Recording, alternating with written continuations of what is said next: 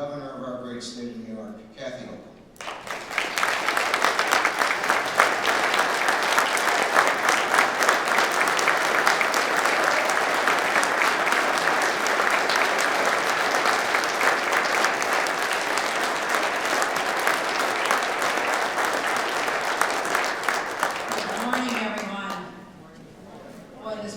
Flashback to 1994. Anybody alive back then? No. I was a brand new council member, had a couple little preschoolers, and we heard we're going off to this great conference, Association of Towns at the time, in New York City. Now, I was from Western New York, a little place called Hamburg, and it was such a great adventure. But we didn't have much money to be able to pay for the room, so my kids and my husband all packed into one little room, and we knew we couldn't afford to eat too much in the expensive big cities. So I remember being a mom packing up like little potato chips and peanut butter and jelly and a loaf of bread. I was going to feed the kids in the room. So I'll never forget, the kids had a great time exploring the city, and I came back for 14 consecutive years because I learned that more than, thank you. I learned so much from this organization.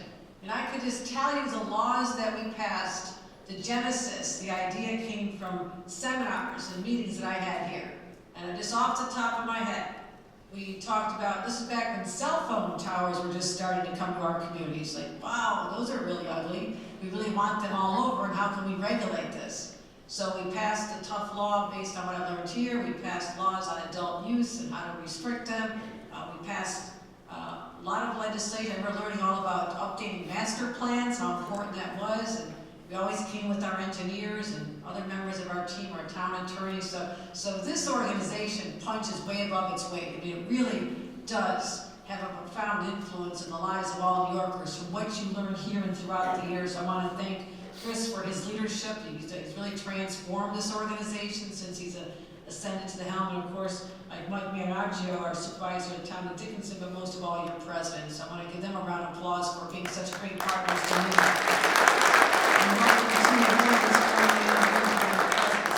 So I know you've been listening to a lot of speeches, but I'm the first governor you ever heard from since Pataki, so you want to listen up. But also the first governor who spent this much time in local government. And I'll tell you this about me. I feel like I never left. I never dreamed I'd even be an elected official at the town council level. So when I was in that office, I thought there could not be any higher calling because you are so directly connected to the people.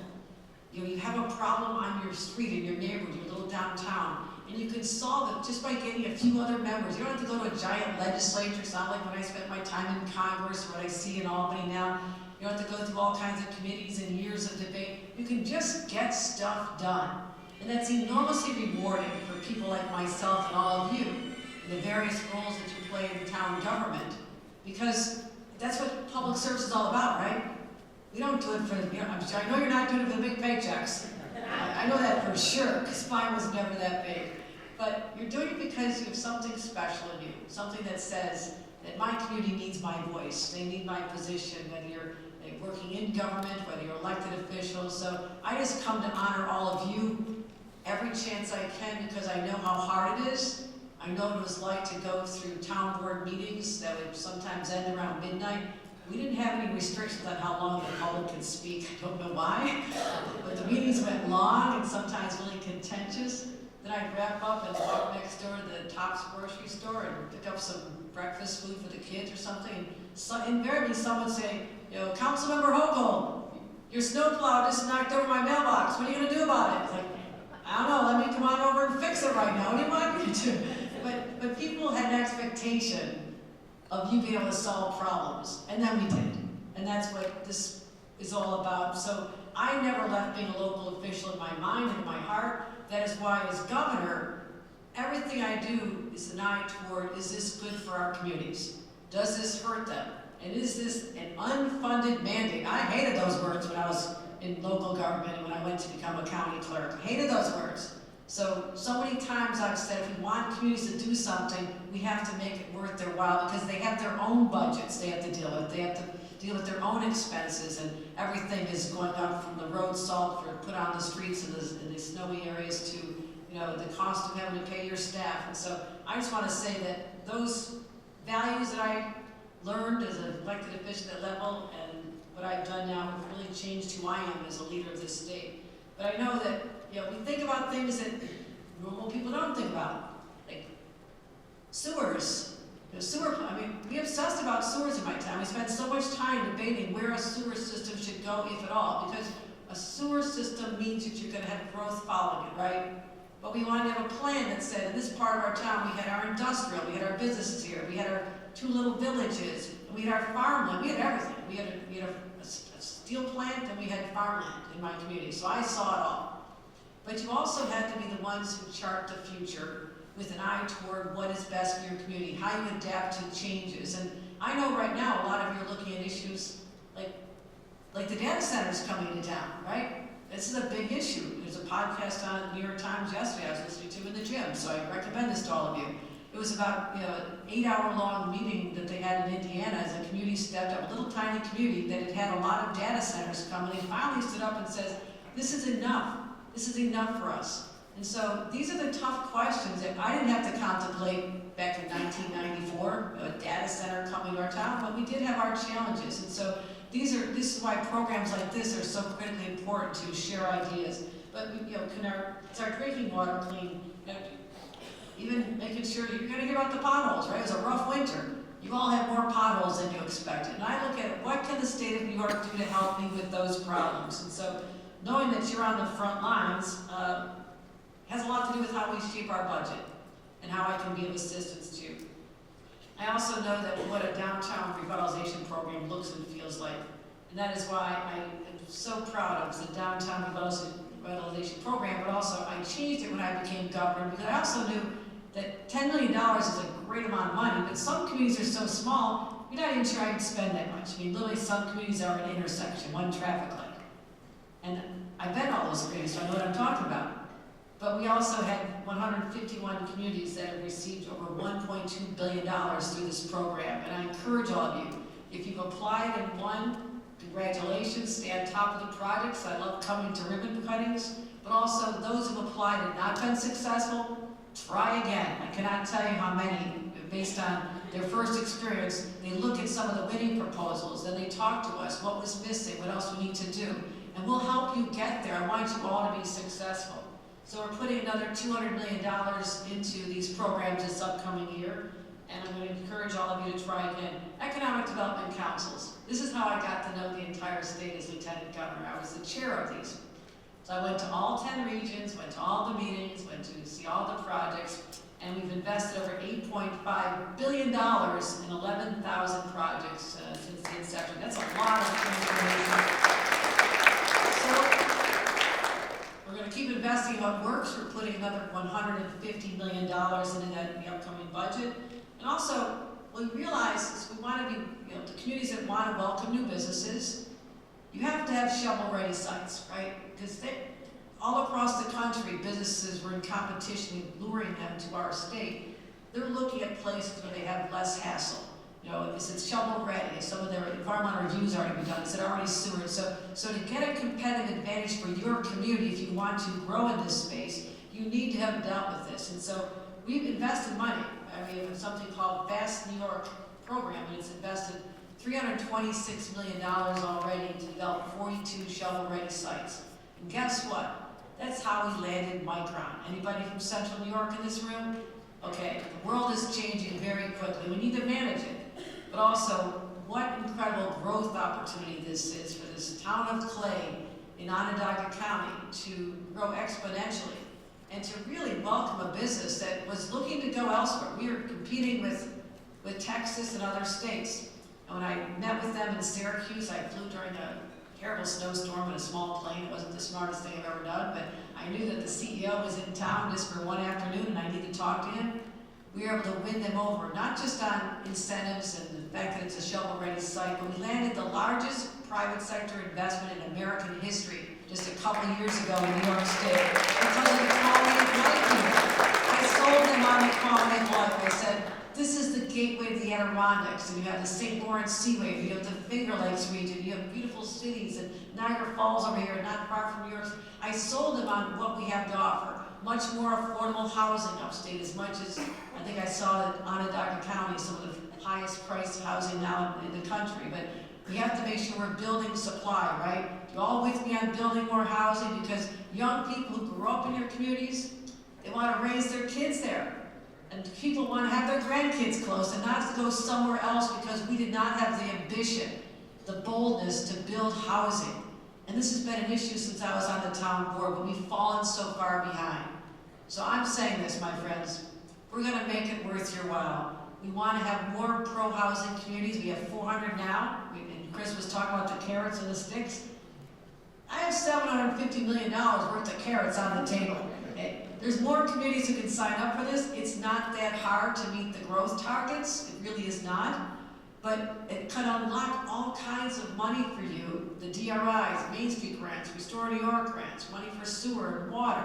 And speaking of which, we're putting $3.75 billion on the table to help you with water projects, because I know how prohibitive it is with the aging water lines, the sewer lines. So that's you give that a round of applause. That didn't happen every day.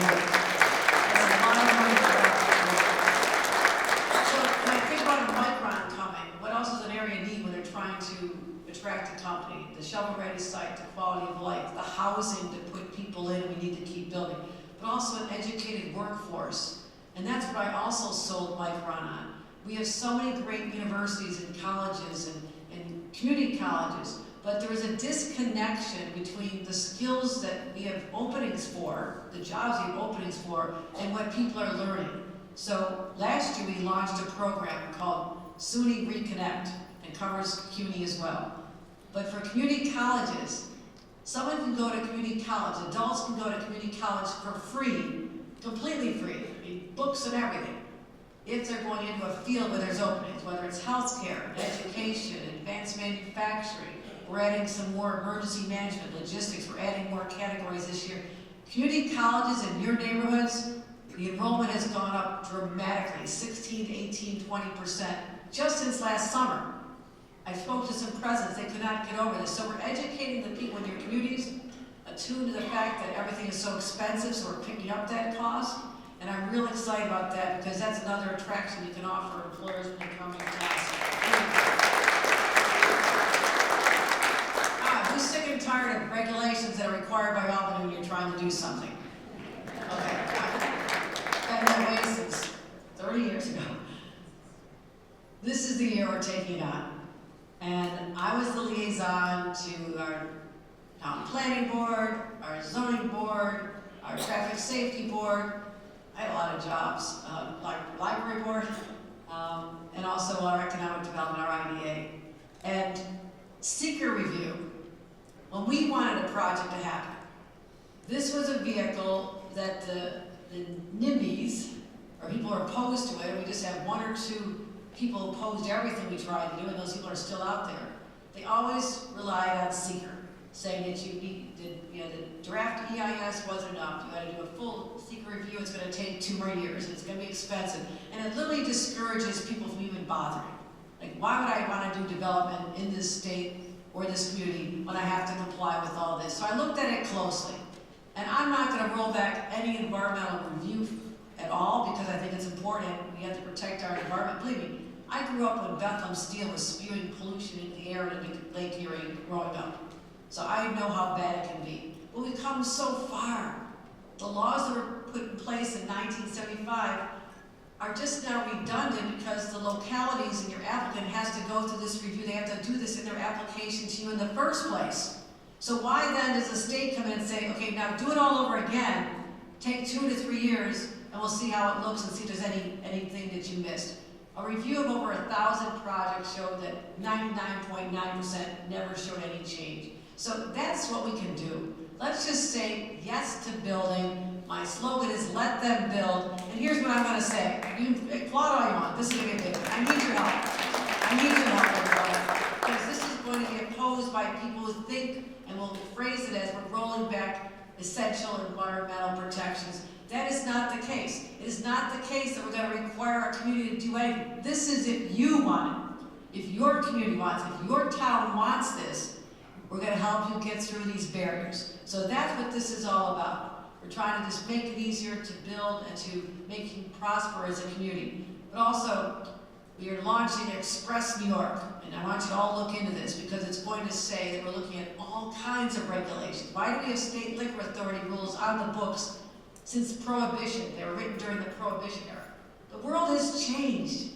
The world has changed so much, and I'm very impatient, having been on the receiving end of so many of these regulations, that I need to question, are they obsolete? Are they redundant? Are they duplicative? And if they are, get rid of them. Get rid of them. Why are they still on the books anymore? Why are they making you and your legal department have to figure it all out? So I'm excited about this. I love shaking things up, like causing trouble, like taking on the big challenges. Housing wasn't the smallest thing I've ever done. That was a big one, and we made a lot of success. Taking on the high cost of child care, we're going to make sure that over time we're going to have universal child care for every child. So your families will find it more affordable to live in your community, and your employers will have a more diverse workforce. But also, quality of life is everything. It's defined different ways. Each of your communities has unique personalities. I know your diners, I know your cafes, I know your restaurants, I know those who have waterfronts. I've traveled the entire length of New York State on the Erie Canal, so I've seen communities that a lot of people never heard of, and I probably docked overnight and slept in a boat. I know this state, and I cherish this state, and we are so blessed to live in this state. And for all the knocks that we get around it, I want you to know you have a governor that's going to continue making it pro-family, pro-business, pro-community, and definitely pro-town. I will be your best ally, I promise you that, and I want to keep the line of communication open and strong, because we do not have all the answers. We do not. I knew what it was like sitting in your seat saying, if they only knew this, they wouldn't be doing this to us. I want that dialogue. That's how I can do my job better, represent the greatest, most diverse, fascinating place on this planet. So I hope you cherish the role of public service the way I still do. I've never lost that sense of awe. From that first day I was sworn in, standing in front of my town board, with my little kid standing there looking off in different directions, causing trouble. Just pose for 1 second, it's one photo. But it was such an awesome responsibility that the people of my town put their faith in me. And I still have that same sense, that the people of New York have put their faith in me. And I'll never abuse that.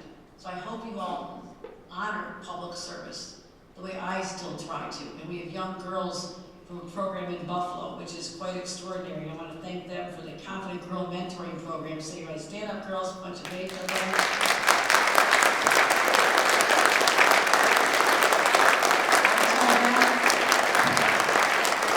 They're all from Buffalo.